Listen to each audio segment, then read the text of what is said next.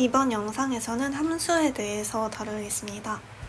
수학에서의 함수와 마찬가지로 프로그래밍에서의 함수도 입력을 받고 출력을 내보내는 일련의 과정을 정의한 것을 말하는데요.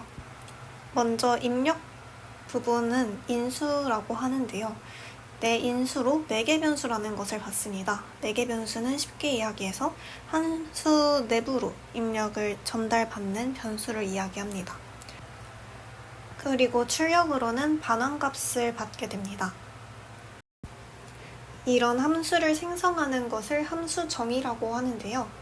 쉽게 이야기하면 호출을 하기 전에 전달받을 매개 변수와 실행문, 반환값을 지정해주는 걸 의미합니다. 함수를 정의하는 방법은 크게 4가지가 있습니다. 먼저 함수 선언문, 표현식, 그리고 펑션 생성자 함수, 마지막으로 화살표 함수가 있습니다. 이렇게 4가지 방법으로 함수를 정의할 수 있는데요. 가장 먼저 함수 선언문의 형식을 설명드리겠습니다. 함수 이름은 생략이 불가능하고 아까 설명드렸던 함수의 구성 요소인 매개 변수, 실행문, 그리고 반환값을 지정해주는 방식으로 작성하는 방법입니다. 표현식은 선언문과 비슷한데 변수에 할당해주는 모양으로 생겼습니다. 펑션 생성자 함수의 경우에는 new 생성자를 이용해서 펑션에 매개 변수를 넘겨주는 방식으로 함수를 정의하는 방법입니다. 마지막으로 화살표 함수는 가장 간결하다고 할 수 있는데요. 화살표를 이용해서 리턴 값을 간결하게 표현하는 것이 특징입니다. 함수의 매개 변수는 일반 변수처럼 내부에서 undefined로 초기화가 되었다가 순서대로 인수가 할당됩니다. 또한 매개 변수는 함수 외부에서는 참조가 불가능한 함수 내부의 스코프를 가지고 있습니다.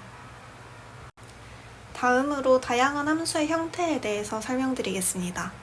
함수의 형태에는 크게 5가지를 들 수 있는데요.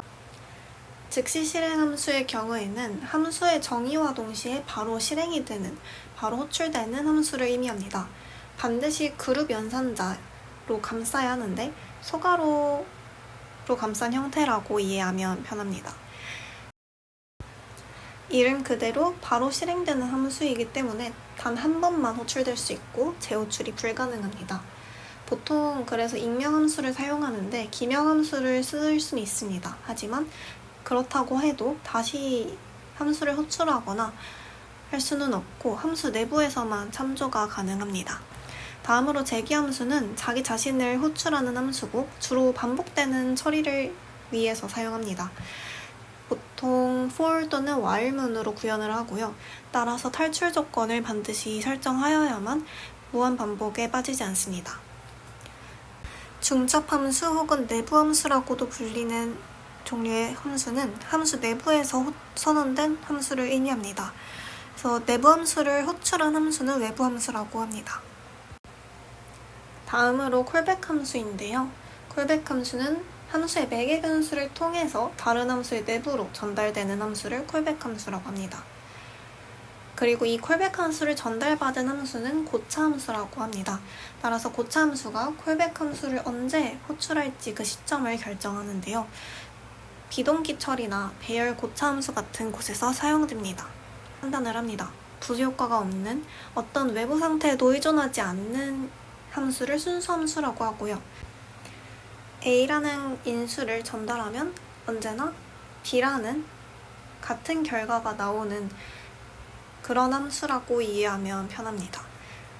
즉, 인수가 변하지 않고 항상 불변성을 유지하는 것으로 이해할 수 있습니다. 비순수 함수는 반대로 부수효과가 있는 함수를 의미합니다.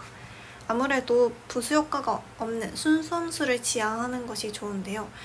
이런 부수효과를 최소화해서 불변성을 지향하는 프로그래밍을 함수형 프로그래밍이라고 합니다.